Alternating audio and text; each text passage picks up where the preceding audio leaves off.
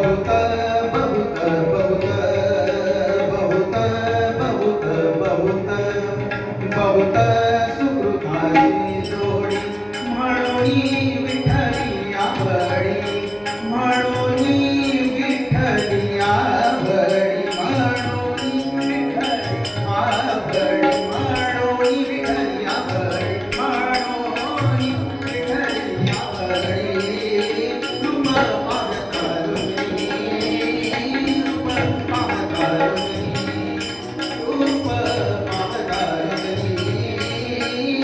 रूप पाहतारुणी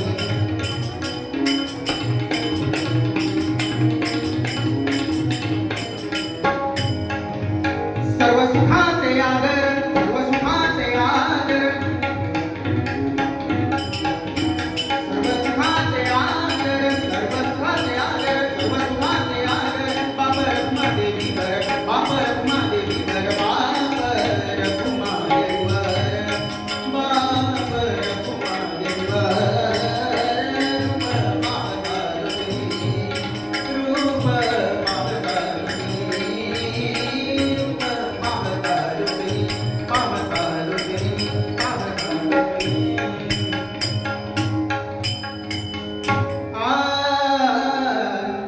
रे कृष्णा तिरीच्या बसणाऱ्या रे कृष्णा तिरीच्या बसणाऱ्या रे कृष्णा तिरीच्या रे कृष्णा तिरीच्या बसणाऱ्या रे कृष्णा तिरीच्या बसणाऱ्या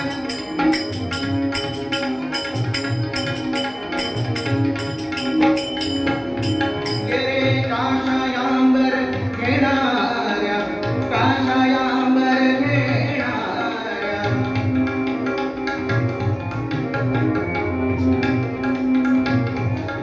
रे पायी पादुका घालणाऱ्या पायी पादुका घालणाऱ्या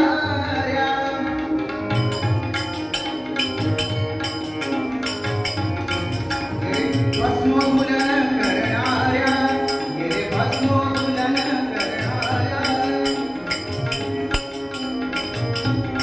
रे दंडकमंडल घेणाऱ्या दंडकमंडल घेणाऱ्या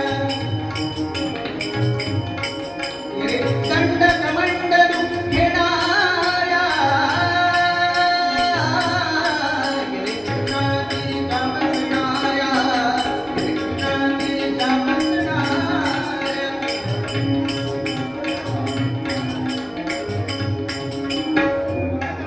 ये स्वगत संगे असणाऱ्या ये दासा संगे असणाऱ्या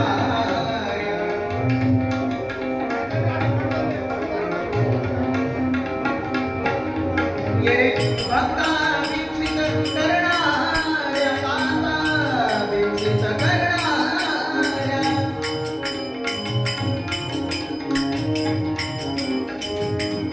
स्मरता दर्शन देणाऱ्या ये स्मरता दर्शन देणाऱ्या ये स्मरता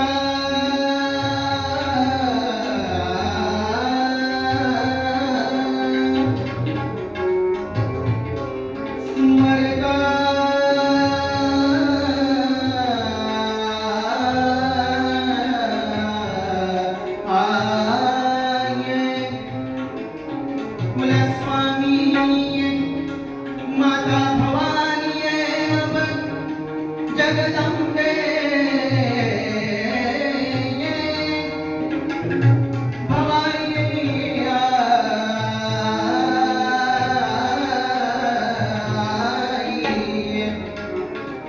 स्मरता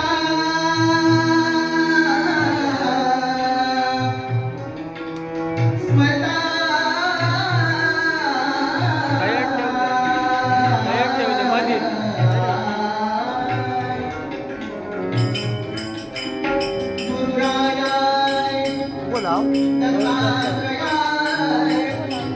रे गोपाय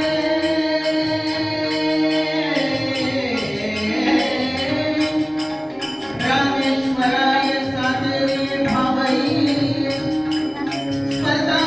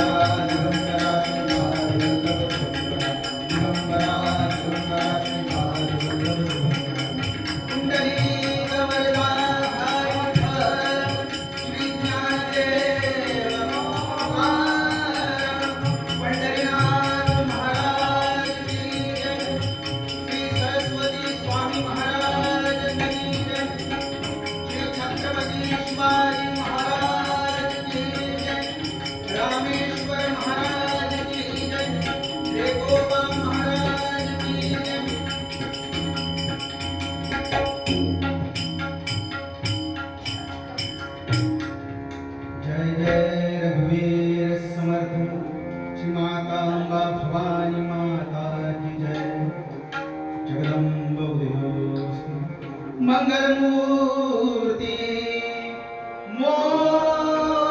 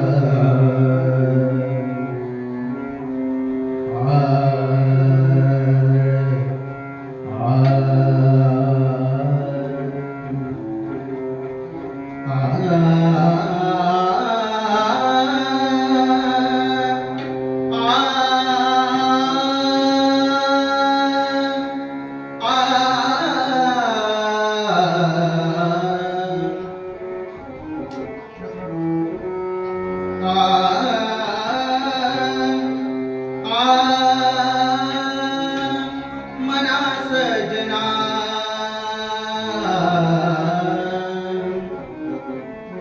मना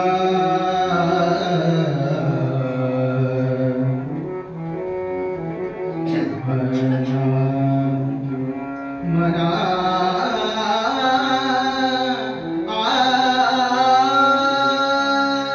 मना सजना भक्ती पंथेची जागे मना सजना भक्ती पंथेची जागे मना सजना भक्ती पंथेची जागे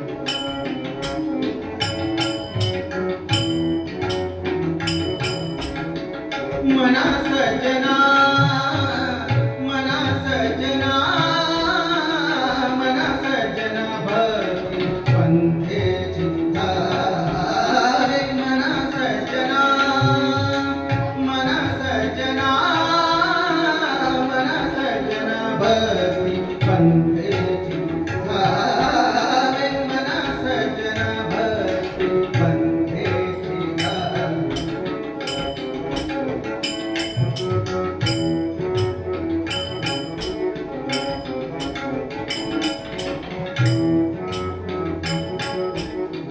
मना सजना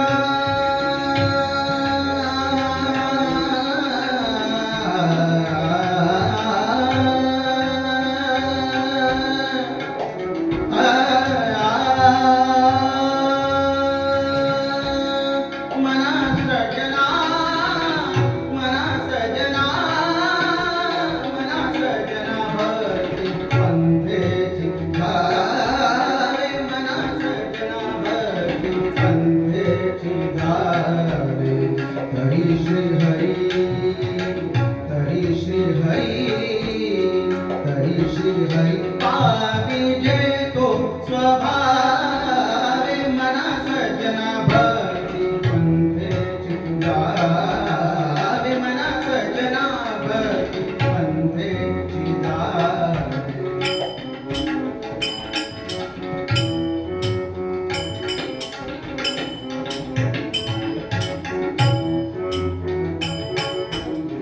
जनी निंद्यते सर्व सोडोनी द्यावे जनी निंद्यते सर्व सोडोनी द्यावे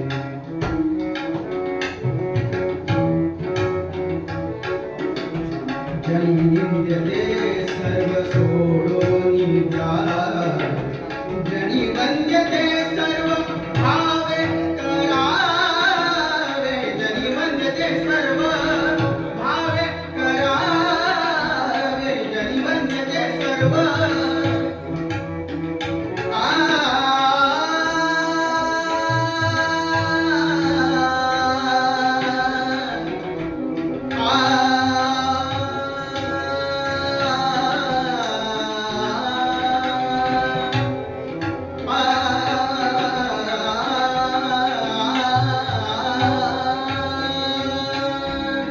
जनी निंद्यते सर्व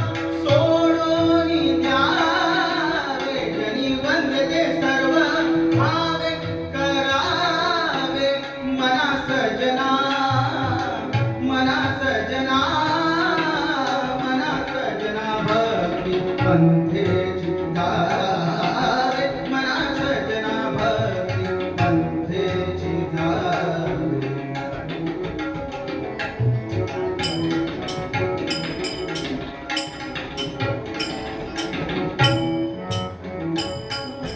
मना सजना भक्ती पंथेची धावे तरी श्री हरी पाविजे तो स्वभावे जनी निंद्यते सर्व सोडून जनी वंद्यते सर्व भावे करावे मना सजना मना सजना मना सजना भक्ती पंथेची धावे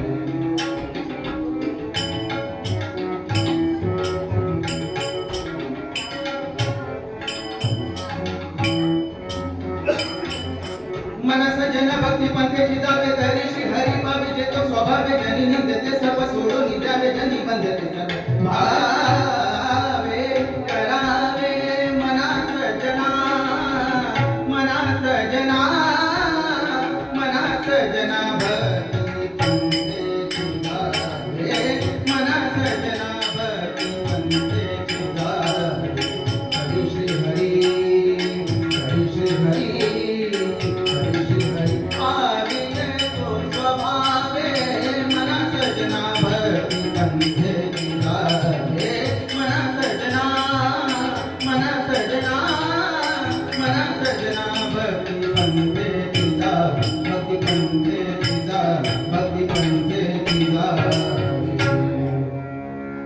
ओम नमः प्रणवार्थाय शुद्ध ज्ञानैकमूर्तये निर्मलाय प्रशान्ताय दक्षिणामूर्तये नमः निधये सर्वविद्यानां भीषजे भवरोगिणां गुरवे सर्वलोकानां दक्षिणामूर्तये नमः अवधूत चिंतन श्री गुरुदेव दत्त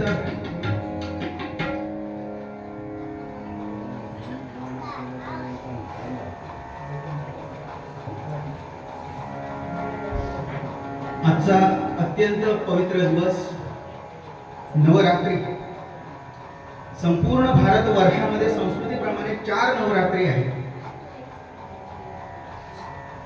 सगळ्यात पहिली आपली अगदी पहिल्याच दिवशी सुरू होते चैत्र, त्यालाच आपण वसंत नवरात्र असं म्हणतो. प्रतिपदा ते नवमी पर्यंत, रामनवमीला शेवट. नंतर दुसरी नवरात्र असते ती आषाढातली, त्याला आषाढ, त्यालाच परत गुप्त नवरात्र सुद्धा म्हणतात. आणि तिसरी जी आता आहे अश्विन महिन्यात येते म्हणून त्याला अश्विन नवरात्र किंवा शरद ऋतू आहे म्हणून त्याला शारदीय नवरात्र असं सुद्धा म्हणतात. आणि चौथी आणि शेवटची म्हणजे माघ नवरात्र, माघ महिन्यात असते. आणि अत्यंत पवित्र दिवस या नवरात्रीच्या निमित्ताने आज या मंदिरामध्ये नवविधा भक्तीमध्ये सांगितलेला भक्ती प्रकार म्हणजे कीर्तन, जी 2 नंबरची भक्ती आहे, आणि 1 नंबरची भक्ती जे तुम्ही करत आहात, श्रवणम कीर्तनम विष्णुस्मरण, श्रवणाची जी भक्ती आहे ती सगळ्यात पहिली 1 नंबरची भक्ती ही तुम्ही करत आहात. त्यामुळे भुवांपेक्षा जास्त महत्त्व तुम्हाला आहे. त्यामुळे तुमच्या ठिकाणी स्थित असलेल्या भगवंताला मी वंदन करतो, नमस्कार करतो. कला उपासक,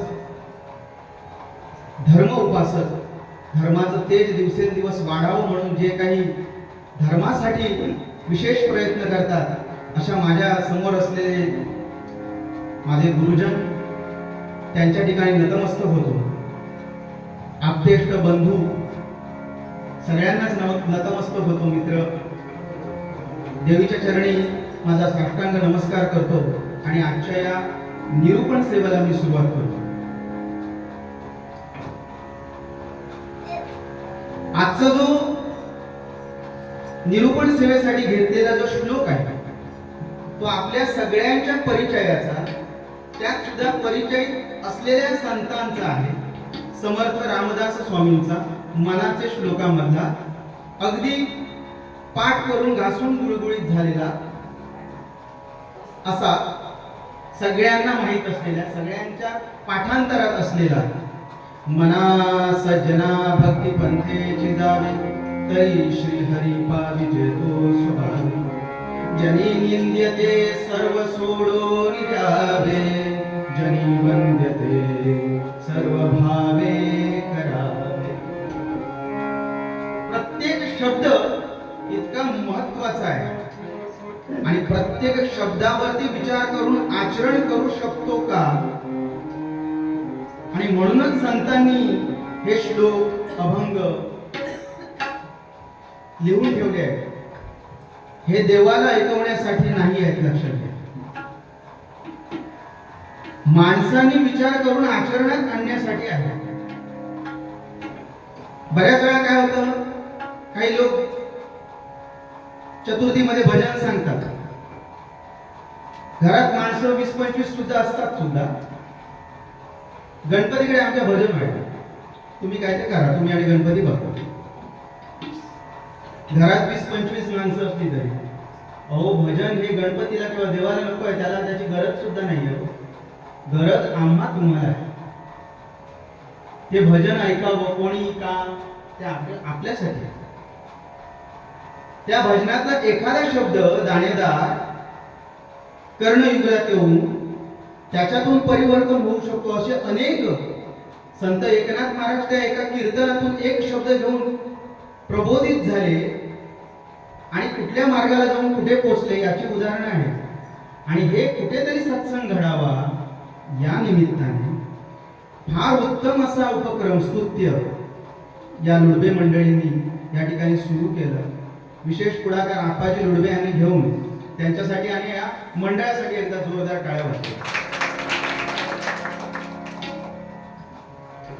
समर्थ म्हणताय मना सज्जना भक्ती पंथेची जावे तरी श्री हरी पाविजे तो स्वभावे जनी निंद्यते सर्व सोडून द्यावे जनी वंद्यते सर्व भावे करावे. आता संतांचं आपल्या आयुष्यात काय काम आहे? जो माणूस या पृथ्वी तलावरती जन्माला आल्यानंतर त्याला कुठेतरी आपल्या कर्तव्याचा विसर पडला असावा आणि तो विसर पडला आहे म्हणूनच त्याला मार्गदर्शनाची गरज आहे. आणि म्हणून गुरु किंवा सद्गुरु किंवा संत यांचा आपल्या आयुष्यामध्ये येणं असतं. संत तुकाराम महाराज म्हणतात आम्ही वैकुंठीचे वासी आम्ही वैकुंठीचे वासी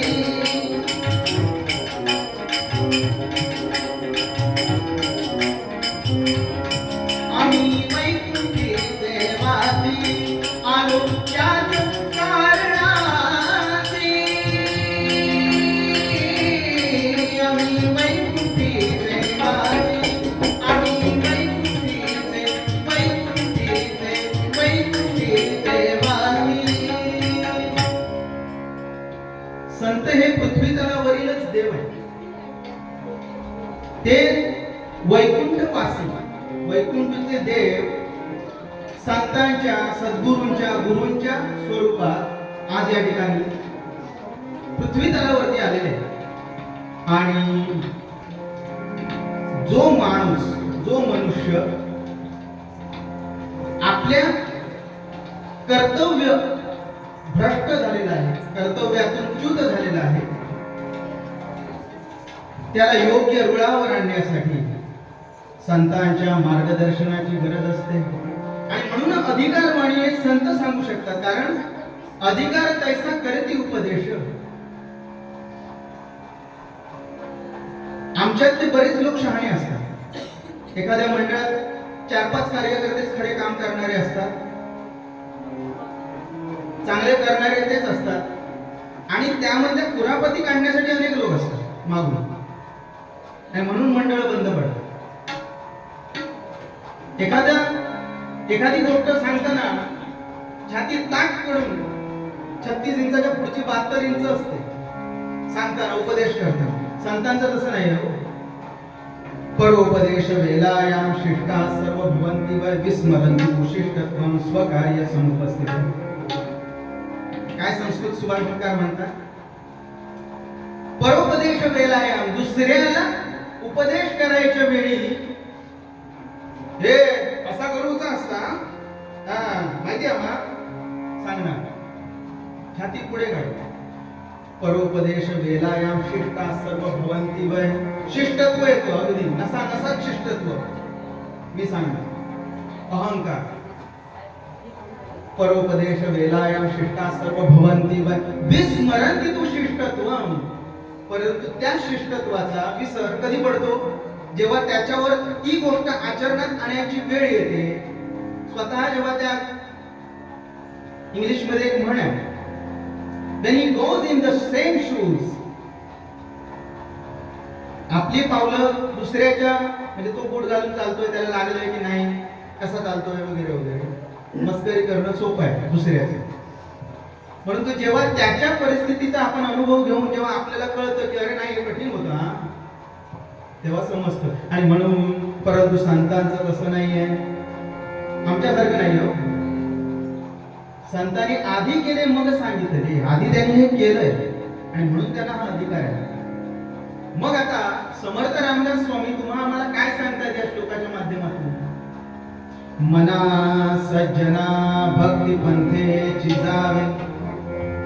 या पृथ्वी तलावरती आता आम्ही अनेक शब्द लावून सगळेच आता या व्हॉट्सअपच्या दुनियेत म्हणूया किंवा सोशल मीडियाच्या दुनियेत सगळेच प्रकांड पंडित झालेले आहेत.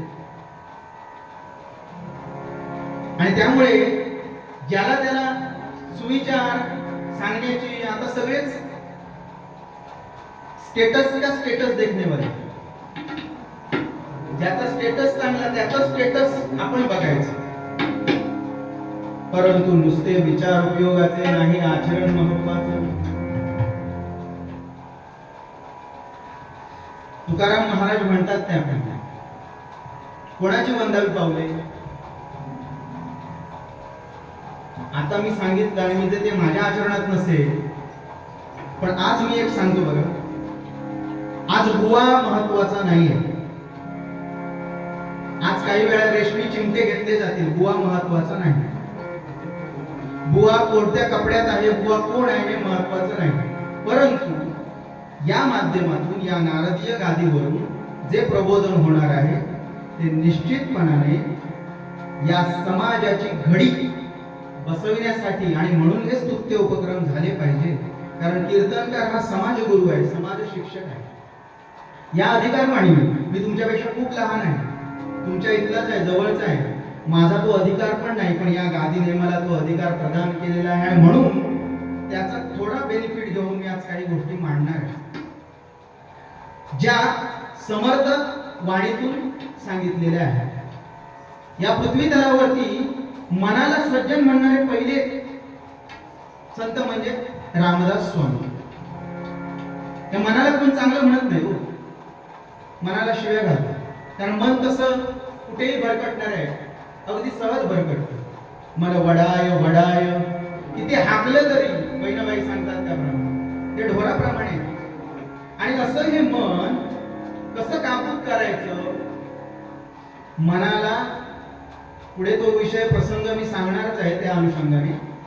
परंतु हे मन इतकं फाजील आहे हे संत रामदासांना कळलं आहे. म्हणून आपण सुद्धा बघा, एखाद्याला जर एखादी गोष्ट सांगितली करायला, आता मी इथे जर इथे एखाद्या माणसाला हे जागायचं चला इथं करवायचं ऐकणारच नाही किंवा तितकं मन लावून ते काम करणार नाही. अरे प्रफुल्ल जरा मला गरम पाणी आणशील काय असं जर मी सांगितलं, प्रफुल्लाच्या अंतःकरणात प्रेमाचा पाझर होता. हेच संत रामदासांनी केलं, मनाला सज्जना म्हटलंय. आणि म्हणून आपल्याला सज्जन म्हणणाऱ्या पृथ्वी तलावर कोण? म्हणून मनाने वळून मागे पाहिलं, समर्थ रामदास स्वामी होते. आणि हे सगळे उपदेश मनाच्या माध्यमातून, कारण अधिकार केवढा आहे, संतांनी सुद्धा तो अधिकार घेतला नाही प्रत्यक्ष तुम्हाला सांगण्यासाठी तुम्ही असं करा. त्यांनी सांगितलं मना सज्जना. कोणाच्या मनाला ते आपण समजून घेऊ. मना सज्जना भक्ती पंथेची जावे. या जीवनात आपल्याला असं वाटतं की मंदिरातच जाऊन फक्त भक्ती करता येते, एरवी कुठे भक्ती करता येत नाही का? इंग्लिश मध्ये त्याला खास शब्द आहे devotion. When you are going to devote your heart, everything is devotion. जिथे जिथे आपलं हृदय कमल ज्यामध्ये गुंफता येईल, जिथे रमतं, तिथे भक्ती आहे. मग तुमचं काम जे असेल ते, विद्यार्थ्यांनी काय करावं, अभ्यास करावा, ती भक्ती आहे. मी शाळेत शिक्षक आहे, तर मी माझं काम मनापासून करणं, शिकवण्याचं, अध्यापनाचं, ही माझी भक्ती आहे. ते जर मी करत नसेल तर मी भ्रष्ट आहे, मी भक्तीच्युत आहे. आणि म्हणून भक्तिपंथ म्हणजे नेमका कोणता? जो सतत आचरणासाठी जे जे काही मार्ग असतील ते सगळे भक्तिपंथ आहे. आणि आज आपण या पंथावरून रेल्वे जशी घसरते तसे घसरत चाललेलो आहोत. भारताचं एकेकाळचं वैभव आठवावं, सोन्याचा धूर यायचा, तिथल्या माणसांचा पराक्रम आपण आठवून पहा, अचंबित होतो. ऐतिहासिक वास्तूंना जेव्हा आपण भेट देतो, त्यांचं हे कार्य आपण जेव्हा ऐकतो, ते देदीप्यमान होतं. साधं कसं, किल्ल्यावर जरी गेल्यानंतर आपल्याला नाही का प्रश्न पडत, किंवा दगड केवढो येऊ कसं लावल्याने असतो, कसा बांधल्याने. छत्रपती शिवाजी महाराजांच्या काळात प्रामाणिकता होती, प्रामाणिकपणा विसरून होता. म्हणून त्या काळात टक्केवारीचे हिशोब नव्हते. म्हणून अजून ते इतके 350 वर्ष 400 वर्ष आज किल्ल्याला होत आली, अढळ आहे. लाटावरती लाटा येऊन बसताय. आणि आमचे रस्ते आज केले, उद्या वाहून जात आहे. काय कारण आहे? भक्तीच्युत आहे. आपली राष्ट्रभक्ती नाही. मला वाटत नाही की माझ्या राष्ट्राचं हित पाहावं. प्रत्येक गोष्ट खाणं आहे, टक्केवारी आहे. आपण भक्तीची टक्केवारी काढत नाही. आणि म्हणून संत नामदेव महाराज म्हणतात, का म्हटलंय त्यांना, इतकी सोपी आहे का भक्ती? मग भक्ती म्हणजे सुरावरची पोळी आहे, इतकी सोपी नाही हो. त्यांनी एक अभंग असं म्हटलंय, देवाची वारी उभा, देवाची वारी उभा. का त्यांना असं म्हणता आलं तर, देवाची द्वारी बस तासभरी म्हटलं असतं ना. गरब्याला पण 4-5 तास नसतो. अथक अथक कसला थकवा नाही, क्षीण नाही. पाय मोडलेला असेल तर सुद्धा बरोबर नसतात. 5-5 तास देवीच्या मंदिरात 10 मिनिटांची आरती. किती लोक येतात? 10 मिनिटांची आरती. समाजात या गोष्टींचे प्रबोधनाची गरज आहे की आम्ही काय करणं अपेक्षित आहे. नवरात्रीच्या निमित्ताने म्हणूया, आणखी पुढे आणखी सांगणारच आहे. का आम्हाला असं वाटत नाही की 5 तास देवीची आरतीच करूया, किंवा आईला आवडणारं करूया. काय आईला काय काय आवडतं? नवीन नवीन मंडळ उदयोन्मुख आहेत, नवीन येत आहेत. आणि मला कमाल अशा लोकांची वाटते की त्यांना स्पॉन्सरशिप लगेच मिळते. तुम्ही आता इथे कीर्तनाचा कार्यक्रम ठेवा आणि एखाद्याकडे जाऊन सांगा की मला फक्त 1000 रुपये द्याल का? नाही आहेत त्यांच्याजवळ पैसे. Nobody is going to sponsor for that. त्यांच्याजवळ ह्याच कारणांसाठी पैसे नाही आहेत. फॅन्सी ड्रेस स्पर्धा भरवायची आहे, लगेच 5000ची रक्कम काढून दिली जाते. आमच्या समाजात आहे. नवीन मंडळ तयार होत आहे. हिंदू संस्कृती ही आता नाचांची संस्कृती व्हायला लागली. सगळ्या गोष्टीत नाच, सगळीकडे नाच चालला. इथे जर 4 तास 5 तास, आता रेकोबा हायस्कूल मी नाव घेऊनच सांगतो, या ठिकाणी आता नवीन तयार झालं मंडळ. उपक्रम म्हणून स्तुत्य करायचे. तरुणांनी काय करावे सांगतोय, समर्थांनी सांगितलंय म्हणून या गादीचा अधिकार आहेत त्या ठिकाणी. आता देवीचं इथे मंडळ आहे ना, मग इथे सुरू करा. पण काय दुर्गा सप्तशती का होत नाही? देवी सूक्त, देवी महात्म्य, मार्कंडेय स्तोत्र, अशा स्तोत्रांचं पठण व्हावं, चंडी पाठ व्हावे. त्यासाठी येऊ शकत नाही. 5 तास नाचायला आमच्या अंगात त्राण आहे, प्राण आमचे असे. खरं सांगू, नवरात्रीच्या या उत्सवांमध्ये काय करणं अपेक्षित आहे? नवरात्री आहे, पहिल्या दिवशी आम्ही घट भरतो. हे घट कशाचं प्रतीक आहे? काय असतं? एक कलश असतो. हे कलश कशाचं प्रतीक आहे? हे संपूर्ण ब्रह्मांडाचं प्रतीक आहे. तो कलश, त्या कलशामध्ये जे पाणी आहे ते चैतन्याचं प्रतीक आहे, जीवनाचं प्रतीक आहे. पाणी म्हणजे जीवन, चैतन्याचं प्रतीक आहे. त्यामध्ये आपण धान्य टाकतो. ते धान्य समृद्धीचं प्रतीक आहे. समृद्धी म्हणजे काय? धान्याला समृद्धीचं प्रतीक का म्हणावं प्रश्न पडेल. एक धान्य टाकलं की त्याचं परत पीक होतं. त्या पिकातून एक बी टाकल्यानंतर रुजवायला त्याचं पीक, आणि त्याला परत अनेक बिया म्हणजे जे काय असेल ते धान्य पिकं त्याला लागतात, आणि त्या एका दाण्यापासून परत आणखी खूप. म्हणून धान्य हे समृद्धीचं पीक आहे. सृष्टीचं जलचक्र आपण म्हणतो तसं सृष्टीचक्र, त्याचं द्योतक आहे. म्हणजे जे काय आपण रुजवत घातलेलं आहे त्याला परत ते धरत आहे, आणि त्यातच परत बी आहे, परत बी पासून पीक, पिकापासून बी, हे सलग चालू आहे. म्हणून सृष्टीचक्राचं ते द्योतक आहे. आणि वरच्या त्या कलशामध्ये आपण 5 पानं ठेवलेली आहेत ना, ते 5 पानं म्हणजे पंचमहाभूतांचं प्रतीक आहे. ही 5 पानं कशाचे प्रतीक आहे? तर पंचमहाभूत, आप, तेज, वायू, आकाश वगैरे जे आपण म्हणतो, ती सगळं ते पंचप्राण त्यामध्ये आहेत. आणि या पंचप्राणातून जे वरती नारळ आपण श्रीफळ ठेवलेलं आहे ते आपलं परमेश्वराचं शिर आहे. आणि म्हणून या घटाची स्थापना आपण करायची आहे. पहिला दिवस आहे. पहिला दिवस कोणता आहे? शैलपुत्री. शैल म्हणजे पर्वत, पर्वताची, म्हणून तिचं नाव पार्वती. पर्वतापासून जन्मली म्हणून पार्वती. शैलेजा सुद्धा हे तिचं नाव आहे. शैल म्हणजे दगड म्हणतात, पर्वत म्हणतात, त्याच्यापासून जन्म झाला म्हणून शैलेजा.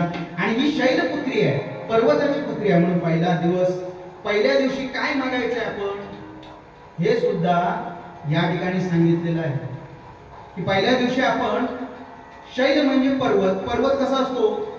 स्थिर असतो. आपल्या जीवनामध्ये साधनेसाठी स्थिरत्व यावं, या भूमिकेतून महालक्ष्मीच्या समोर बसायचं आहे की मला स्थिरता दे. स्थैर्य आल्याशिवाय काहीच होऊ शकत नाही जीवनात. आणि म्हणून साधनेसाठीचं जे स्थैर्य लागतं ते स्थैर्य मला दे, हे पहिल्या दिवशीचं मागणं आहे. आणि म्हणून आमच्याकडे काय झालंय माहितीये, सगळ्या गोष्टीची चेष्टा, आणि हिंदूंसारखे दुसरे हिंदू धर्माची वाट लावणारे आणखी कोणीच नाही. आंधळे, बहिरे. अमेरिकेतली एखादी कंपनी ठरवली ट्रेंड, त्याने अभ्यास केला, आणि आम्ही मूर्ख, बेअक्कल, गाढव कुठल्याही देवी महात्म्य स्रोतामध्ये किंवा कुठल्याच ठिकाणी, ज्या ज्या ठिकाणी देवीचा उल्लेख आहे अशा कुठल्याच ठिकाणी या 9 दिवसांच्या वर्णनामध्ये असं एकही वर्णन नाही की 9 दिवस आदलून बदलून देवी येऊन साडी नेसून मग महिषासुराला म्हणत होती, आता थांब, time please, I am going to change my costume. येतोय आज कळतो रे, पिवळा साडी, मग पिवळी साडी घालून थांब व्हायचं, महिषासुरा जरा व्हायचं. आहे ना, असं आहे का? अमेरिकेतल्या कंपनीने ठरवलं ट्रेंड, कारण त्यांना माहिती आहे मोठी बाजारपेठ भारत जगात, आणि त्यामध्ये सगळ्यात मूर्ख हिंदू. बाकी कुठल्याही धर्मामध्ये अशा प्रकारचा ट्रेंड चालत नाही. मुसलमानांच्या कुठल्याच असं जे काय असतात त्यांचे सुद्धा महिनाभर असतात सण. रमजान असते, त्यांच्या कुठल्या स्त्रिया आज बुरखा पिवळ्या रंगाचा, आज ग्रे कलर. सांगा मला, ख्रिश्चनांच्या आमचेच मूर्ख आहे, आज देवीने साडी, बरं चांगलं असेल करावं, पण मूर्खपणा मूर्ख होऊन नाही. मग त्यांनी काय काय केलं, त्यांनी बिझनेस कसे चालवले बघा.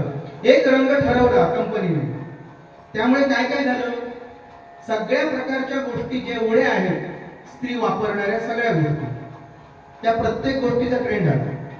Matching bangles we want, earrings, सगळं तेवढ्या सगळ्या कंपन्यांचं हे सगळं त्यांनी चालवलेलं एक ट्रेंड आहे, मार्केटिंग ट्रेंड, भन्नाट आहे. आणि सगळ्यात मूर्ख आम्ही हिंदू आहोत, तर आम्हाला आमच्या घरातला गणपती पावत नाही पावत.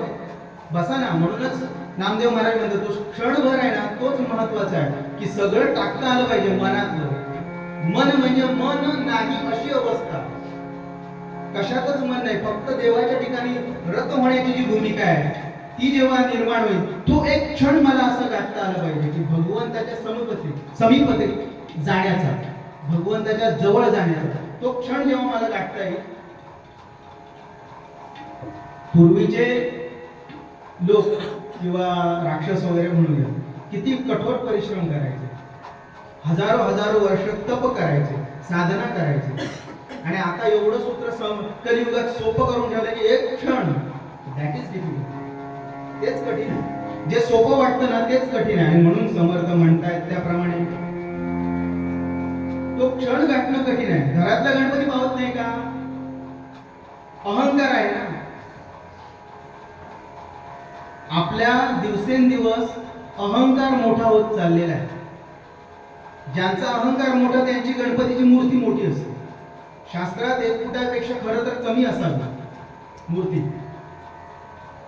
पण आमचा अहंकार त्याचा 4 फूट आहे, पुढल्या वर्षी माझं 5 फूट, त्याने 20,000ची माळ लावली आहे, माझी 40,000ची. गणपतीला तुम्ही कशा थाटामाटात ठेवता यापेक्षा त्याची आवश्यक, तुम्हाला मी घरी बोलावलं आणि तुम्हाला आवडत असलेलं जर मी काहीच दिलं नाही, तुम्ही माझ्या घरी थांबाल का? साधा कॉमन सेन्सचा प्रश्न. माझ्या घरी थांबाल किंवा पाहुण्यांच्या घरी थांबाल, मग जे नाही आवडत ते तुम्ही घेऊ शकत नाही, तर तुमचा तो देव तरी घेईल का? घेऊ शकतो. आणि म्हणून भगवंतांनी आपल्याला ज्या प्रकारचे, मी अगदी वेळेत संपवणार आहे, काळजी नसावी, तर म्हणून आपल्याला ज्या ज्या गोष्टी आहेत की मी काय करावं हे संतांनी आपल्याला सांगून ठेवलेलं आहे या माध्यमातून. मग माझा गणपती पावत नाही, म्हणून मग मी कुठल्या गणपतीला जायचं, मुंबईच्या खास ट्रेन मधून सेल्फी काढायचा, 4 दिवस रांगेत राहिलो आहे की सांगायचं. तेच 4 दिवस जर घरी भक्ती नीट केली असती तर देव पावला नसता का? त्या चेंगऱ्याचेंगरीत परत मेले. गेल्या वर्षी प्रसंग झाला होता ना, मुंबईचं मंडळ फेमस लालबागचा राजा, परत इथे तुम्हाला स्टेटस बघून थांबवलं. देवाने काय सांगितलं नाही, अंबानी असेल तर 1 तास जरी थांबला तरी नो इश्यू, तुम्ही गेला घाट चाल, सेकंद पण उभा नाही राहत. मग असं चालतं. त्या देवाच्या ठिकाणी आपण जायचं, जिथे बाजार मांडलेला आहे तिथे आपण जाणार. मग तो बिचारा चेंगराचेंगरीत मेल्यानंतर घराकडच्या गणपतीने तुम्हाला जर हे विचारलं असं की सोनू तुझा माझ्यावर भरोसा नाही काय, मग त्याचं चूक काय होईल? आणि म्हणून अहंकार मोठा नाही, तो दिवसेंदिवस जो मोठा होतोय त्याला आपण लहान करायचं आहे. आणि भक्ती मार्गात आपल्याला काय सांगितलं, तर मग आता पहिली व्याख्या भक्ती म्हणजे काय, तर भक्तीमध्ये भज हा धातू आहे. आणि भज धातू म्हणजे भज म्हणजे जोडणे, आणि दुसरा अर्थ आहे तोडणे.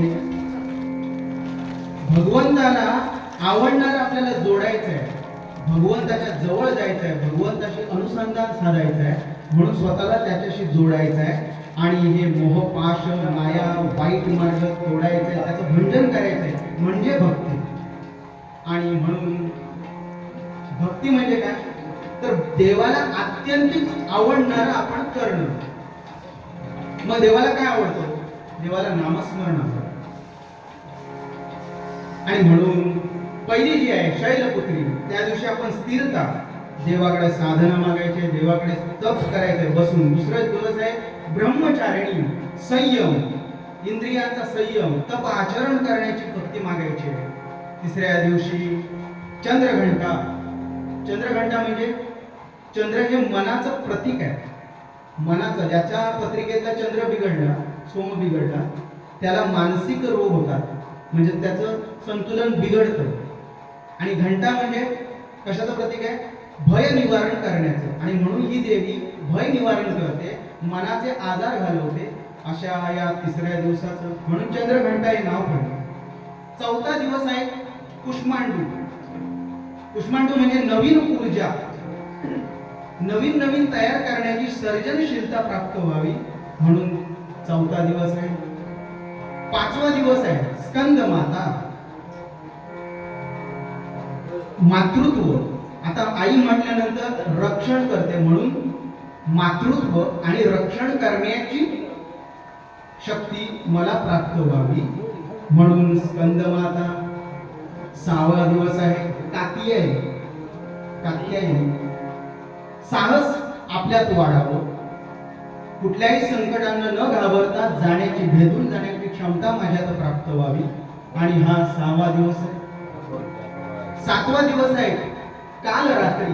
काल म्हणजे एखाद्या गोष्टीचा काळ येणं. रात्र म्हटल्यानंतर अघोर, वाईट वाईट गोष्टी रात्री घडतात. अज्ञान आहे म्हणून रात्रीचा प्रहर जो आहे ना, त्यामध्ये वाईट गोष्टी घडतात. त्या गोष्टी हाणून काढण्यासाठी तिचा काल असणारी, म्हणून तिला काल रात्री म्हणतो. आठवी रात्र महागौरी म्हणजे पवित्रता, शुद्धता.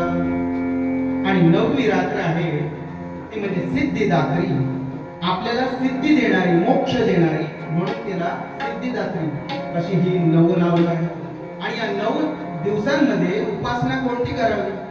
तर दुर्गा सप्तशती आहे, चंडी मांड आहे, चंडी पाठ आहे, दुर्गा सूक्त आहे, रात्री सूक्त आहे. हे जागर करण्याचे काय वेगवेगळे देवीचे, महाशक्तीचे जागर करण्याचे, त्याची उपासना करण्याचे हे प्रकार आहेत. आणि अशा प्रकारे ही भक्ती करावी. आणि म्हणून मना सजना भक्ती पंथेची जावे, तरी श्री हरी पाविजे तो स्वभाव. ज्यांनी निंदे ते सर्व सोडून द्यावे. जे जे वाईट आहे, निंदे आहे, ते सगळं आपण सोडून दिलं पाहिजे या समाजाने. आणि जे जे चांगलं आहे ते आचरणात आणलं पाहिजे. आम्ही आताचे तरुण कुठे आहोत? आम्हाला बिघडवण्याचं काम मोठ्या, कारण तरुणांचा देश आहे. आजचं ॲव्हरेज एज भारताचं हे 28 आहे. सगळ्यात देशात, जगातला सगळ्यात तरुण देश. अमेरिकेचं 39, 49 जपान, चीनचं 43. अशा प्रकारे विविध देशांची अशा प्रकारची ही. आणि त्यांना प्रश्न पडलाय की जगात सगळ्यात महासत्ता होण्याची क्षमता असलेला देश म्हणजे भारत आहे, युवकांचा देश आहे. तेव्हा स्वामी विवेकानंदांनी म्हटलं होतं की मला 100 युवक आणून द्या, मी अख्खं जग बदलू शकतो. पण आज ही क्षमता आहे का हो आपल्या युवकांमध्ये?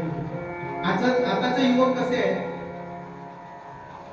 त्या कृष्णाला गणपती समोर ठेवलेला नैवेद्य, त्या कृष्णाने त्यातला हळूच एक मोदक खाल्ला. आणि हे आईने बघितलं आणि त्याला विचारलं, बाळा तू मोदक खाल्ला का? नाही नाही आई, मी नाही मोदक खाल्ला. कृष्ण खोटं बोलला. मग यशोदा म्हणाली, तुझं तोंड आ कर, उघड. तर तिला ब्रह्मांड दिसलं, संपूर्ण विश्व दिसलं. पण आमची हिंमत आहे का हो आमच्या मुलाला आ कर म्हणून सांगण्याची? काय दिसेल? इकडे एका दाढेत माणिकचंद्र, इकडे गुटखा, आतली सगळी फळी लाल झालेली, सगळे रंग परमनंट एफेक्ट्स काढलेले असे तरुण आहे. बरं, त्यात सुद्धा आम्ही हुशारक्या काय मारणार? आता नवीन आलंय तो रोग लागलाच आहे, कीड म्हणून. काय काय गांजा वगैरे आपण ते घेतात तरुण, आणि ते सुद्धा एक बाटली. माझ्यात हिंमत आहे, तुझ्यात नाही अजून. अहो, युवकांनी सुद्धा कोणत्या प्रकारची चॅलेंज करावी? आजच्या युवकांनी कोणती चॅलेंज करावी की मी देशासाठी काय करू शकतो, यासाठी चॅलेंजेस आहे. ही बाटली पिऊन 2 बाटली मारून 3 बाटली मारून माझं काय होतं? अशा प्रकारची चॅलेंज करण्यात युवकांनी आपली हे घालवायचं नाही. व्यसना आणि संती बघू, व्यसना आणि संती बघू, व्यसनं द्वयमेव केवलम व्यसनम विद्याभ्यसनम व्यसनम अथवा हरिपाद सेवनम व्यसनम.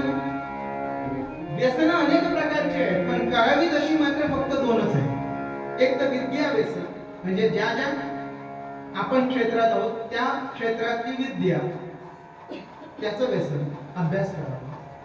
हरिपाद सेवन व्यसन, देवाचं किंवा आपली आई राष्ट्रमाता तिची सेवा करण्याचं व्यसन ठेवावं. असली चॅलेंजेस नाही करावे.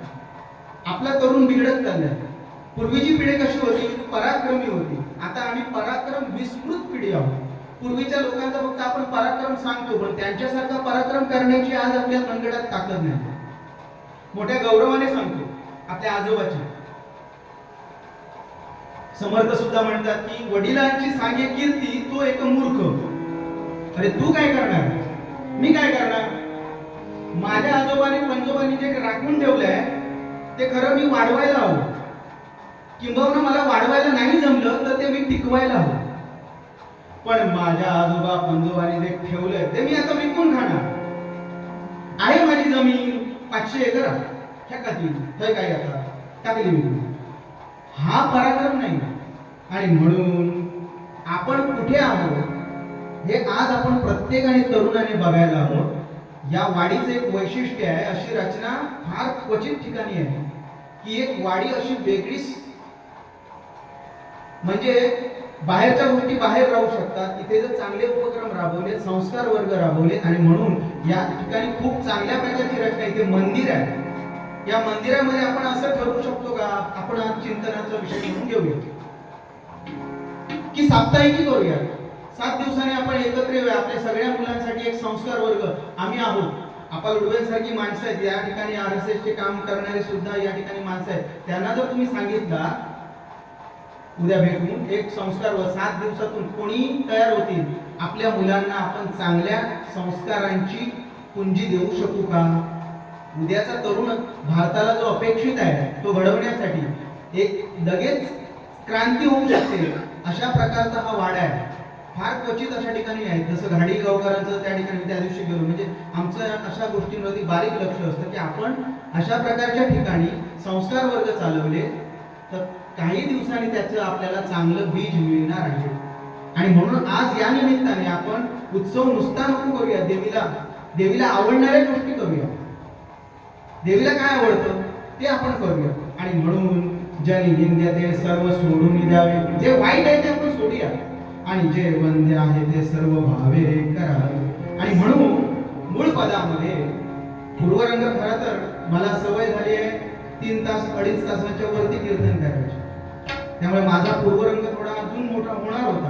परंतु मी आता जरा आठवता घेतो, कारण पुढे कथा सांगायची आहे, मला वेळ संपवायचा आहे. म्हणून पूर्वरंगामध्ये समर्थ रामदास म्हणतात, मना सज्जन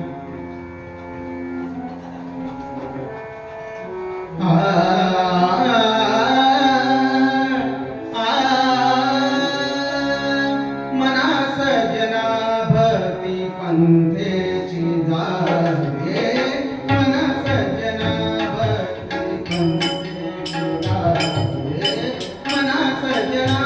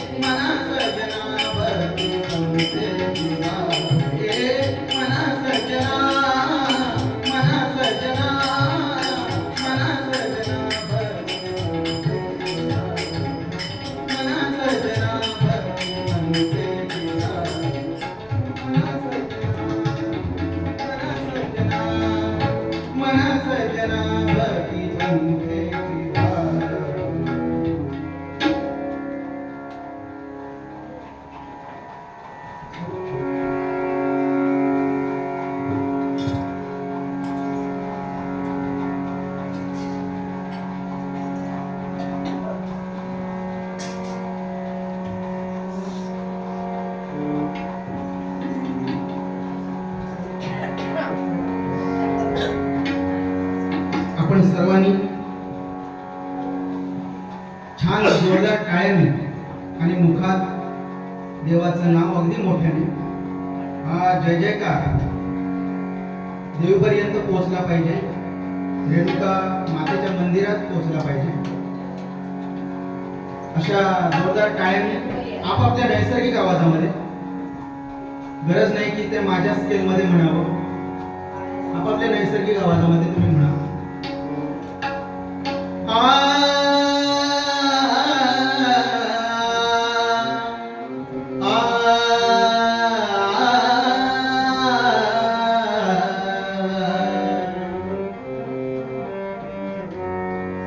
दिगंबरा दिगंबरा श्रीपाद वल्लभ दिगंबरा,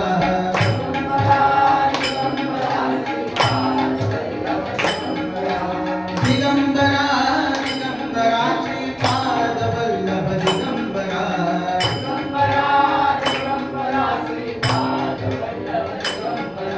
दिगंबरा दिगंबरा श्रीपाद वल्लभ दिगंबरा,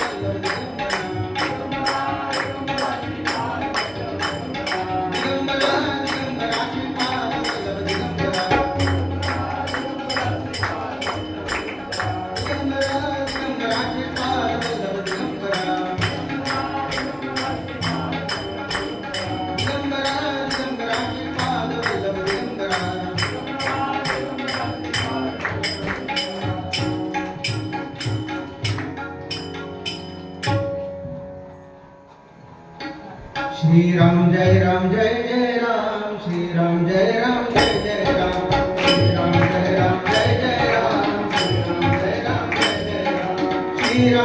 जय राम, श्री राम जय राम जय राम, श्री राम जय राम जय राम, श्री राम जय राम जय राम, श्री राम जय राम जय राम, श्री राम जय राम जय राम, श्री राम जय राम जय राम, श्री राम जय राम जय राम. पैठणच्या एका मंदिरामध्ये अत्यंत सुमधुर असं कीर्तन चालू आहे आणि इतकं चांगलं कीर्तन चालू आहे आणि हे कीर्तन ऐकण्यासाठी प्रचंड गर्दी आहे. अशाच प्रकारची नवरात्र होती आणि या नवरात्रीमध्ये एका अशा सत्पुरुषाचं कीर्तन सुरू आहे. ख्याती सगळीकडे पसरलेली आहे. आज अमुक अमुक यांचं कीर्तन आहे आणि म्हणून इतकं तुडुंब गर्दी त्या मंदिरामध्ये भरलेली आहे. अहो, अतिशयोक्तीने सांगायचं तर मंदिरामध्ये पाय ठेवण्यासाठी जागा नव्हती. मुंगी सुद्धा आतमध्ये शिरू शकत नाही अशी तुडुंब गर्दी त्या मंदिरासमोर असलेल्या प्रांगणामध्ये गर्दी आहे. मंदिराच्या समोर असलेल्या झाडांवरती गर्दी आहे. माणसं बसली आहेत झाडावरती कीर्तन ऐकण्यासाठी. समोर असलेली दुकाने आहेत, त्या दुकानांच्या छपरावरती, समोर असलेल्या घरांच्या छपरावरती सगळी माणसं कीर्तन ऐकण्यासाठी बसलेली आहेत. आणि हे इतकं कीर्तन म्हणजे कोणाचं होतं तर त्यांची त्रिभुवनात ख्याती झाली होती.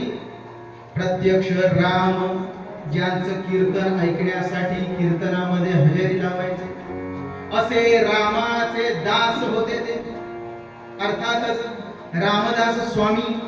आणि या रामदास स्वामींचं हे कीर्तन सुरू आहे आणि या कीर्तनामध्ये समर्थ रामदास स्वामी काय वाणी आहे. कवी सांगतात हा रामदासांची अमृततुल्य वाणी, रामदासांची अमृततुल्य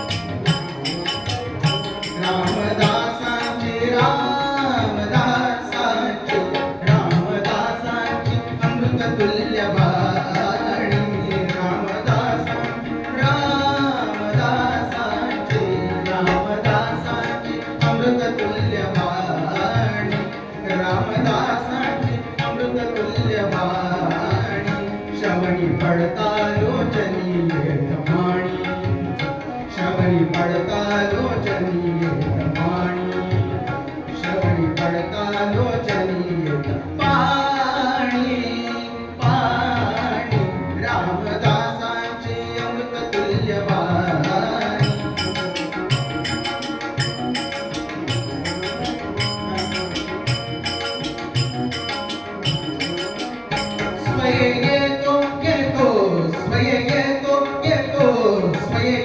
श्रवणास रावणारी,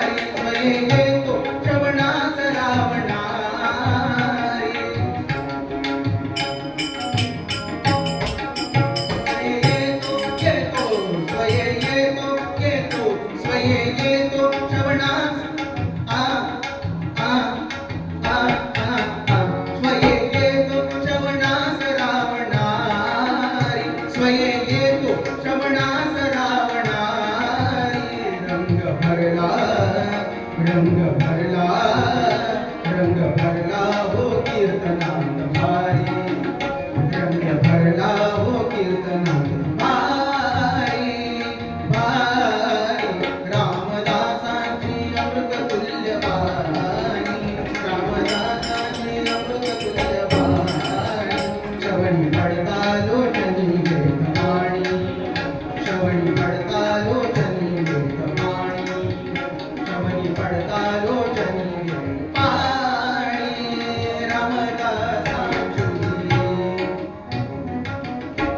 रामदासांची अमृततुल्य वाणी.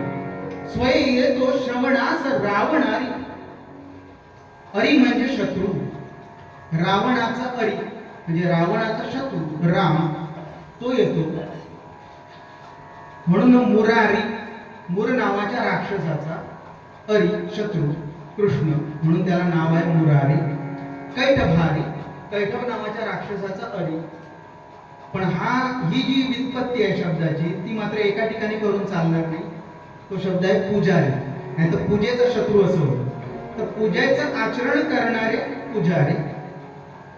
आणि अशा प्रकारे समर्थ रामदास स्वामी या कीर्तनामध्ये काय सांगतात? नुकतीच संपूर्ण भारत भ्रमण झालेलं होतं. आज ते तू हिमाचल भारताची काय स्थिती आहे आणि म्हणून आपण कसं आचरण केलं पाहिजे सगळं कीर्तनातून सांगताय. रामाची उपासना कशी करायची आणि रामाबरोबर नुसती भक्ती आता करून चालणार नाही, कारण यौवनांचं राज्य आहे. यौवनांच्या या राज्यामध्ये इतकी स्थिती गंभीर होती की मंदिरं तोडली जात होती, आई मातांवरती अत्याचार केले जात होते, स्त्रियांना पळवून नेत होते यौवन. अशी ही स्थिती आहे. आणि म्हणून नुसती आता भक्ती करून चालणार नाही, तर शक्तीची उपासना केली पाहिजे. आणि म्हणून समर्थांनी हनुमंतरायांची उपासना सांगितली, देवीची उपासना सांगितली आणि देवी महात्म्य सांगतायत कीर्तना. आणि हे सांगत असताना देवीचं महात्म्य, भगवतीचं महात्म्य सांगत असताना 4 प्रकार सांगितले आहेत. त्या प्रकारांमध्ये जाट आहे, गोंधळ आहे, परडी आहे आणि जोगवा आणि आईचा. समर्थांच्या मनात असं वाटू लागलं की आज परडी म्हणावी. आणि म्हणून समर्थांनी छान परडी म्हणायला घेतली. आईची उपासना आहे, आईच्या मंदिरात कीर्तन आहे. सावध हातातळी आली अंबेची परडी, हा सावध हातातळी आली अंबेची परडी, हा सावध हातातळी आली अंबेची परडी, हा सावध हातातळी आली अंबेची परडी, हा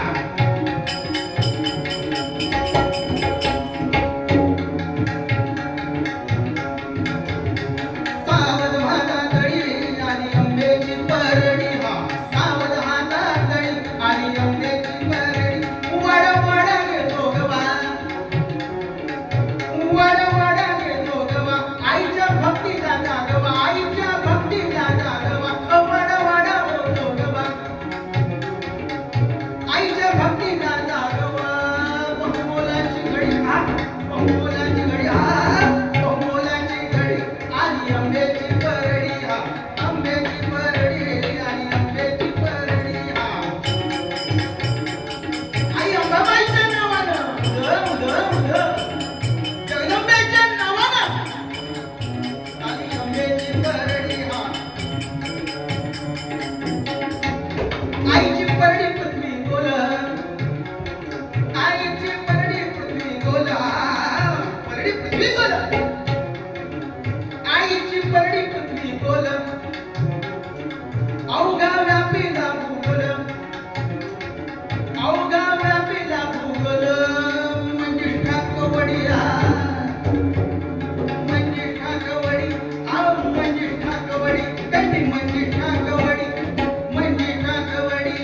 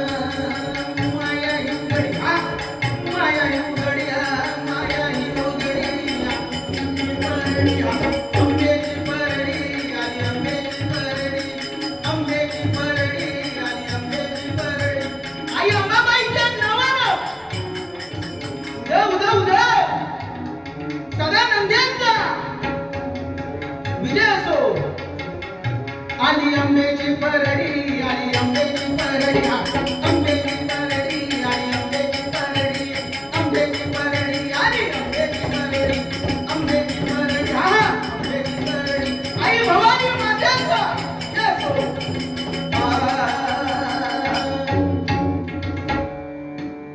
आणि अशा प्रकारे आंब्याची परडी. समर्थ रामदासांचं हे कीर्तन अत्यंत सुश्राव्य असं मधुर कीर्तन झाले. आणि या कीर्तनामध्ये एका मंदिरामध्ये खांबाला वळकून बसले पाटील, हे जामगावचे निवासी पाटील त्या ठिकाणी बसले होते. हे कीर्तन ऐकताना समर्थांना निहाळताय, बघताय, ही व्यक्ती आपल्या ओळखीची दिसते. आणि कीर्तन झालं, सगळे लोक समर्थांना भेटतायत, पाया पडतायत. कीर्तनाची प्रथा असते आणि त्या प्रथेप्रमाणे सगळे लोक भेटतायत, चौकशी करतायत. आणि ह्या सगळ्यानंतर या पाटील बुवांनी समर्थांना प्रश्न विचारला, काय हो तुम्ही त्या जामगावचे ठोसरांचे नारायण का? समर्थांना हा प्रश्न ऐकला मात्र आणि त्यांची भुवई किंचित वक्र झाली. कारण पैठण हे जामगावच्या जवळच. जे समर्थ वयाच्या 12व्या वर्षी बोहल्यावरून सावधान शब्द ऐकला मात्र लग्नाला उभे बोहल्यावरती आणि शुभमंगल सावधान, पण खऱ्या अर्थाने सावधान कोण झाले असते तर ते समर्थ. बाकी आताची पिढी अगदी पायालाच माशीन बांधून आहे. 10वी 12वीची परीक्षा झाली कीच पळून जातात. माझ्या तरी बघण्यात आता हल्ली तर खूपच प्रमाण आहे. लगेच आम्ही लग्नालाच. परंतु खऱ्या अर्थाने जर कोण सावध झालं असेल तर ते समर्थ रामदास स्वामी होते. आणि हे समर्थ सावध झाले 12 वर्षाचे असताना पळून गेले आहेत बोवल्यावरून. आणि आता जवळपास 24 वर्षांनी या पैठणच्या मंदिरामध्ये आलेले आहेत. म्हणजे आता वय किती हो? तर 36 वर्ष आता त्यांचं वय आहे. आणि या 36 वर्षाचा हा तरुण इतका तडफदार तेज आहे. कारण काय? रामनामाची उपासना, 13 कोटी जप, गायत्री मंत्राची उपासना केलेली, असं तेज आहे. असा तेजपुंज समोर तरुण उभा आहे. आणि यांना प्रश्न विचारलाय पाटीलांनी की तुम्ही ठोसरांचे नारायण का? हे ऐकून किंचित भुवई वक्र झाली आणि यांनी मला ओळखलं. रामवाणी घेणारे हो, खोटं कसं बोलायचं? समर्थांनी कबूल केलं, हो, पण तुम्ही कसं ओळखलं? तर ते म्हणाले, लहानपणी मी तुला बघितलंय, तुझं टेंगूळ ते आवळू अजून तसंच आहे आणि फारसा काही तुझ्या चेहऱ्यामध्ये काही फरक झालेला नाही. पण आता इतके जवळ आलेच आहात तर मग आपल्या आईला भेटावं. आता आई हा शब्द ऐकल्यानंतर कोणाचं अंतःकरण द्रवणार नाही. आणि इतक्या जवळ आपण गावाच्या आलोच आहोत तर म्हटलं समर्थांना ते पटलं की आपल्या आईला भेटावं. आणि म्हणून धप कारण आता आपल्याला सुद्धा जवळ जायचंय. आणि म्हणून धप समर्थांनी पावलं उचलली आणि जातायत त्या पाटलांच्या मागोमाग आपल्या घराजवळ.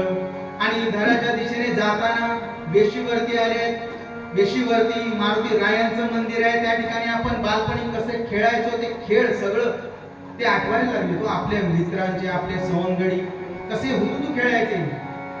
आज ज्या सगळ्यात जास्त जर वाट लावली असेल या देशाची तर क्रिकेट ही. इतर सगळे खेळ बंद झाले. त्यामुळे आमचे देशी खेळ राहिले नाही. हे वाईट आहे. आज सुद्धा मॅच आहे. देवीला आवडणार आम्ही नाही ऐकणार, आम्हाला मॅच महत्वाची. आणि असे प्रकारे ज्या देशाचं वाटोळ केलंय अशा खेळाचे आम्ही भक्त झालेलो असो, पण तरी सुद्धा झपझप पावलं उठलं पुढे चाललेले आहेत समर्थ. आणि त्या वडाच्या झाडाकडे आले. आपण सुरू पारंब्या कसे खेळायचो हे त्यांना आठवू लागले. बालपणीचे दिवस आठवायला लागले. आणि समोर त्या राम मंदिरामध्ये आपल्या जन्माचा उत्सव झाला हे सुद्धा त्यांना आठवायला लागले. आणि हे सगळं आठवणी घेत घेत अश्रू डोळ्यातून ओघळत समर्थ चालले. आणि आपल्या घराच्या अंगणामध्ये आले. आले, जय जय रघुवीर समर्थ. आता मधल्या 24 वर्षांमध्ये समर्थांनी इतकी माणसं तयार केली होती स्वरूप प्रांताच्या माध्यमातून की आता सगळ्यांना हे नवीन नवत कोणतरी असा जोगड्या येतो आणि जय जय रघुवीर समर्थ म्हणून भिक्षा मागतो हे सगळ्यांना माहिती होतं. तशाच प्रकारे आतली एक स्त्री, तिला सुद्धा वाटलं की असाच कोणतरी जोगड्या आलेला आहे आणि म्हणून त्यांनी काय केलं, धान्याची भिक्षा घेऊन ती बाहेर आली आणि समर्थांना भिक्षा देण्यासाठी ती उभी राहिली. परंतु समर्थ म्हणाले, मला अशी भिक्षा नको आहे. मग आता कसली भिक्षा हवी आहे? तर समर्थ म्हणतात की मला अशी भिक्षा नको आहे. मग आता त्या काळी काय असायचं, स्त्रियांजवळ फक्त घरातले व्यवहार, पुरुषांजवळ जो काही पैसा अडका असायचा तो पुरुषांजवळ. आणि म्हणून हिने आपल्या दोन्ही मुलांना पाठवले आपल्या अहोंना बोलवायला. गंगाधर पंतांना, हिचं नाव पार्वती, यांनी ओळखलं की ही एवढीशी छोटीशी लग्नाच्या वेळी असणारी माझी आता वहिनी, आणि समर्थांना उत्कंठ लागली आपल्या आईला भेटायची. आणि म्हणून समर्थ सांगतात मला ही भिक्षा नको. मग हिने आपल्या आईला हाक मारली की अहो आई, हा जो जोगड्या आलाय त्याला ही भिक्षा नको आहे, मग कसली भिक्षा हवी आहे? म्हणून आतूनच ती आई म्हणते, कोण रे तो जोगड्या, कसली भिक्षा हवी आहे रे? आणि असं म्हणत म्हणत म्हणत ती घराच्या बाहेर त्या भिंतींना हात लावत लावत येते. समर्थांनी बघितलं आणि असं करुणेने अंतःकरण फिरवलं की आपली आई, तिच्या अंगात त्राण नाहीये, भिंतीला हात धरून धरून अशी बाहेर येते पाहिलं. आणि समर्थांना वाईट वाटलं आणि समर्थाने विचारलं, आई आणलंय? हे एवढं त्या आईने ऐकलं. आईची दृष्टी कुठे गेली? हे शब्द त्या माऊलीने ऐकले. गत जन्मीचे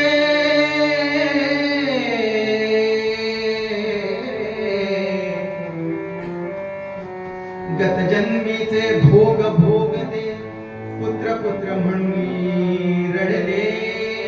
अरे रडता रडता डोळे गेले, परिबाळ नाही सापडले. बाळ नाही सापडले, परिबाळ नाही सापडले. अरे जोगड्या, काय सांगू रे, माझा बाळ बोल्यावरून गेला, साधी चिठ्ठी कपाडी काही पाठवलं नाही रे. आज येईल उद्या येईल असं म्हणत म्हणत त्याच्या आठवणीने रोज कोणत्या दिवस त्याची वाट बघते आणि रडते. आणि हे रडून रडून माझे डोळे गेले, पण माझं बाळ काही आलं नाही, माझं बाळ काही आलं नाही. समर्थांना राहवलं नाही आणि म्हणून समर्थांनी धावतच आपल्या आईच्या जाऊन चरणांना आलिंगन दिलं, मिठी घातली आणि म्हणते, तुझाच मी नारोबा आई.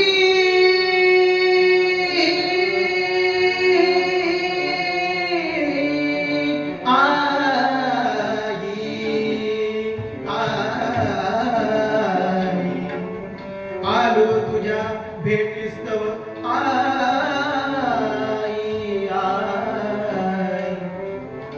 अगं आई, तुझ्या भेटीस्तव मी आलोय, तुझा काय रे जोगड्या, या म्हातारीची तू चेष्टा करतोयस? चेष्टा? या म्हातारीला असं अगती घेऊन तुला चेष्टा सुचते? तू माझा नारोब? अगं नाही आई, खरंच मीच तुझा नारोब आहे. मी तुला भेटायला आलोय. माऊली बघ,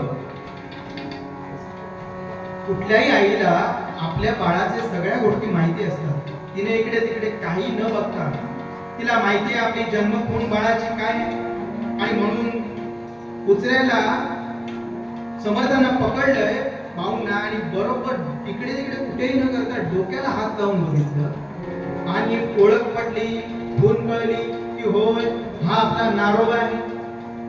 एवढ्या एका गोष्टीवरून खून कळली की ठीक आहे हा नारोब आहे.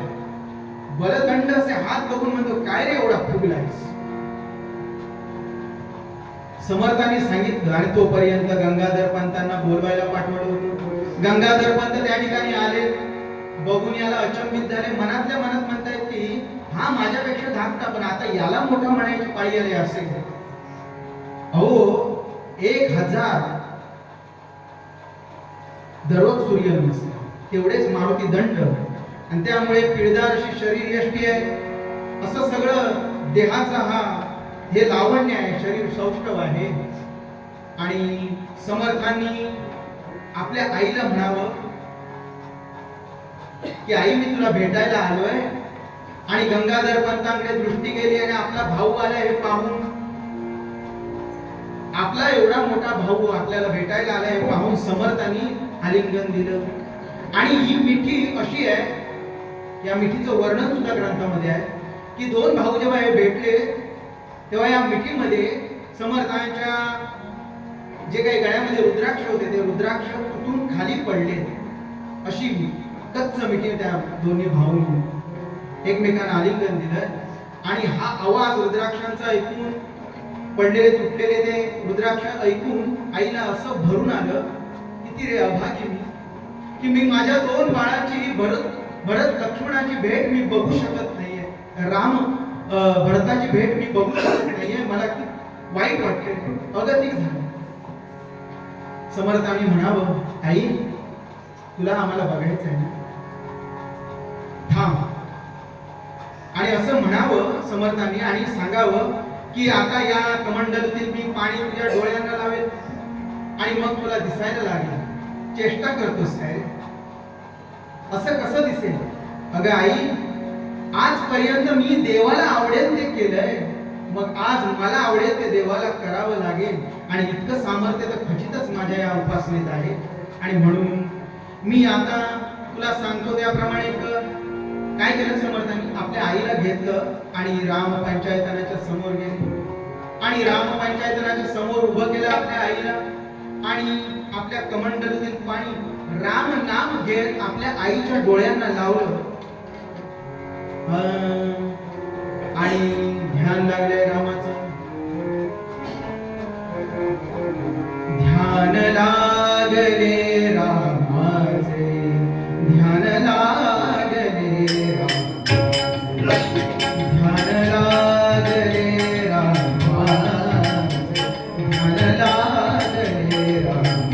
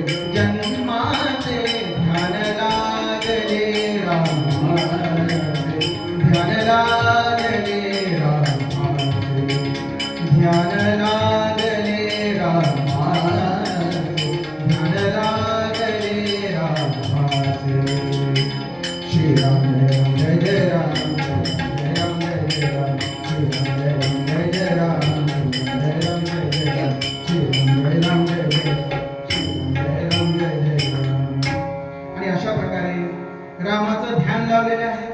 आणि कमंडलीतील पाणी आपल्या आईच्या डोळ्यांना लावले आणि सांगितलं की आई आता फक्त राम नाम म्हण. आणि राम नाम घेत हळूहळू तुझे डोळे उघड. आणि काय चमत्कार, आई हळूहळू राम नाम घेत डोळे उघडायला लागली. तर पहिल्यांदा राम पंचायतनाच्या समोर असल्यामुळे पहिलंच दर्शन रामाचं झालं. आणि त्याबरोबर असलेल्या सगळ्या देवतांचं दर्शन झालं. आणि हळूच तिने आपली मान फिरवली. पहिल्यांदा आपली नातवंड दिसली, नंतर आपल्या सुनबाई दिसल्या, नंतर गंगाधर पंत बघितलेत आणि इकडे मान फिरवली आणि दचकली. कारण असा धिप्पाड देहाचा आपल्या समोर तेजपुंज तेजस्वी असा आपला पुत्र तो उभा आहे. आणि विचारलं समर्थांनी, काय ग, काय रे नारे, तू काय भूत वगैरे बाळगलेस की काय? आणि असा प्रश्न विचारावा आणि समर्थांनी सांगावं, होय मी भूत बाळगले, ते भेटलंय, ते वैकुंठीचं भूत होतं. आणि असं हे वैकुंठीचं भूत मला भेटलंय. आणि समर्थांनी नंतर पुढे 2 महिने त्याच ठिकाणी राहून युवकांनी काय करावं, तरुणांनी काय करावं, अशा प्रकारचे संदेश, मनाचे श्लोक त्या ठिकाणी लिहून ठेवले. त्या ठिकाणी मठाची स्थापना केली आणि त्याचं प्रमुख गंगाधर पंथांना केलं. अशा प्रकारे भगवंतांना आवडेल असं जर आपण केलं तर आपल्याला भगवंत आपल्याला आवडेल ते सुद्धा भक्तांसाठी करतात. याचीच प्रचिती या कीर्तनातून येते की समर्थांनी रामाला आवडेल ते आयुष्यभर केलं आणि म्हणून रामांना आपल्या आईचे डोळे का करता आले? कारण त्यांच्या उपासनेमध्ये तेवढं बल होतं. जी उपासना रामाला आवडेल ती समर्थांनी केली होती. म्हणून आपण सुद्धा सगळ्यांनी समर्थ रामदासांनी सांगितल्याप्रमाणे की जे जे वाईट आहे, जे निंदे आहे ते सोडून देऊया आणि जे चांगले आहे ते आपण आत्मसात करूया. पुढच्या वर्षी ज्यावेळी या ठिकाणी उत्सव आपण करू त्यावेळी निश्चितपणे आपण अजून देवीला आवडेल ती भक्ती आपण करूया. देवीला जे आवडतं, मग ते दुर्गा सप्तपदी असेल, शती असतील, वेगवेगळ्या प्रकारचे पठणाचे स्तोत्राचे प्रकार आहेत. मार्कंडेय स्तोत्र या काळात वाचावं असं, अशा प्रकारच्या रात्री सूक्त, देवी सूक्त, स्त्री सूक्त अशा प्रकारच्या पठणांचा या ठिकाणी कार्यक्रम व्हावेत असं मी या तरुण मंडळींना या ठिकाणी आता आपण तरुणांनी हे करावं जे समर्थांनी सांगितलंय. आणि अशा प्रकारे जे निंदे आहेत ते सोडून देऊया, त्याज्य आहे ते टाकूया आणि जे वंद्य आहेत ते भावे करूया. त्याचप्रमाणे मूळ अभंगात समर्थ सांगतायत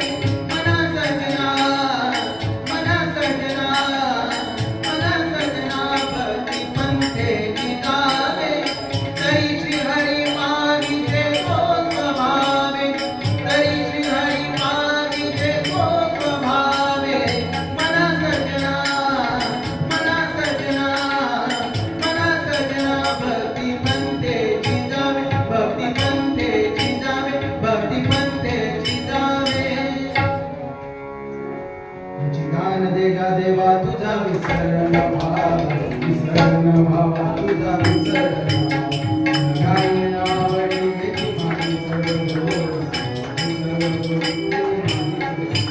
लगे मुक्ती धन संपदा, लगे मुक्ती धन संपदा, संग संग देई सदा, संग संग देई सदा, संग संग देई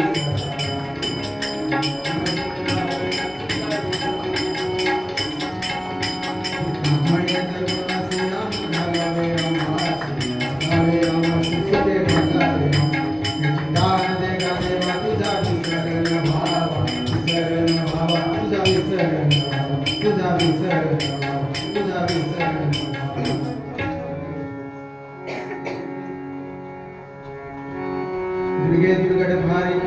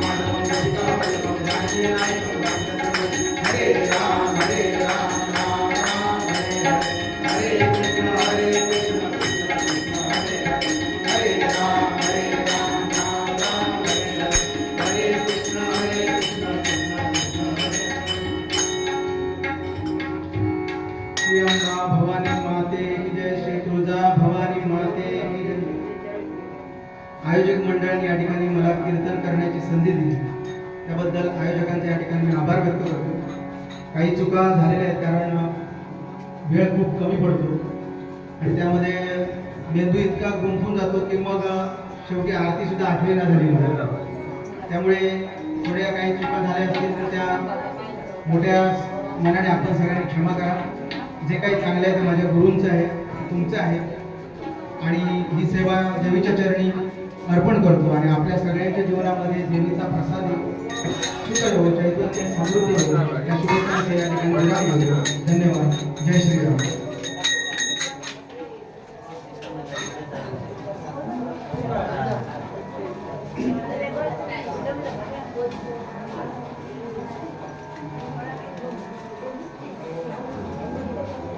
वेदिका कैसा वेदिका